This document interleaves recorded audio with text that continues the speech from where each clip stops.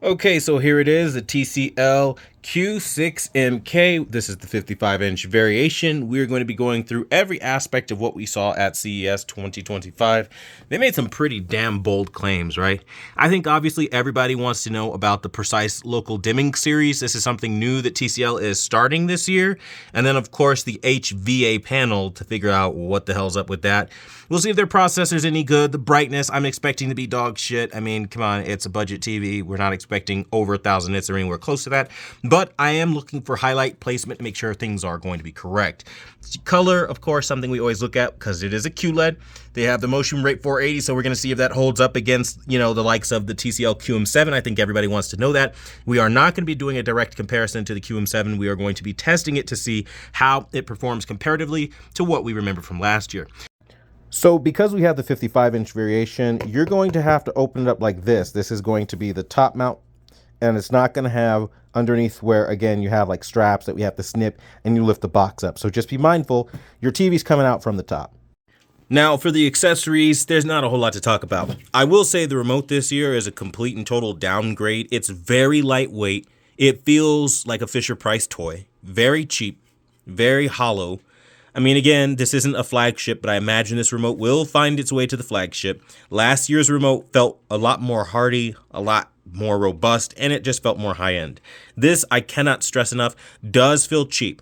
You do still have the motion sensors, so when you pick up the remote, it will have the backlight. You have a bunch of different buttons like Netflix, Apple TV, Disney Plus, YouTube, Amazon Prime, which is great and everything, but it just feels cheap. So keep that in mind. Now, again, we only have 4 screws for our stand, which is, again, just these little feet here, and a power cable that is detachable. Usually they do try to screw you over and make a power cable that you can't take out, which basically if anything happens, a dog chews it, kids trip over your fucking cord or whatever, then you lose your damn TV. So it's nice that they gave you something that will actually come out and that is replaceable. So that is good, but that's basically all the accessories that you're gonna get. So if we're talking the design of the television, if you look at the back, you have the Dolby Atmos. It's all cheap plastic here. That doesn't feel very premium at all. You have 2 subwoofers here. You can clearly see them. They do say Onkyo right here, or Onko, or whatever. Onkyo, whatever. Ultra bass. But it's not nearly as nice as what you'd have on something like the step-up version of the Q8 series, which I'm sure they'll come out with later. Again, keep in mind this is their entry level into the flagship, so that's just what you have to think about there. Now, as far as your connections, you do have the detachable power cable that goes right here where it says AC in. Your other inputs do include the following.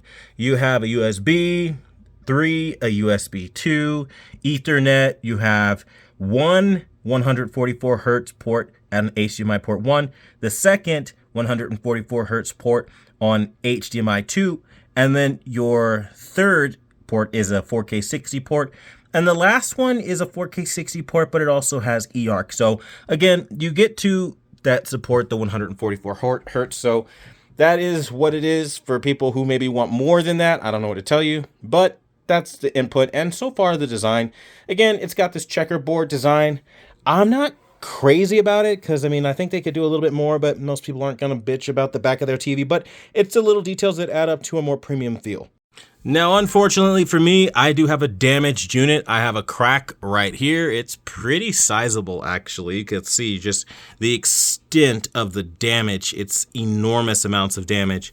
And it just goes down, and then there's like a little hairline crack right here. Like, they really fucked this TV up when shipping it. So yeah, I did have some damage on the box. I was concerned about that, but seeing it now, yeah, this is like the first time in years I've had an actually truly damaged TV. So this should be a part of the review process because there is a chance that they might not be made up to task when it comes to shipping. So we can't actually see what this thing is all about, but I can tell you the weight is nice. It was lightweight. That's about the last note that I can note before we have to do the RMA process, return this and get another one. But yeah, what fucking awful luck is that? But yeah, it's pretty damaged. So that's where we're gonna have to end this, but I'll start back up. At least you got to see the accessories and kind of a general idea of what it is, and that's where we'll have to leave it for now.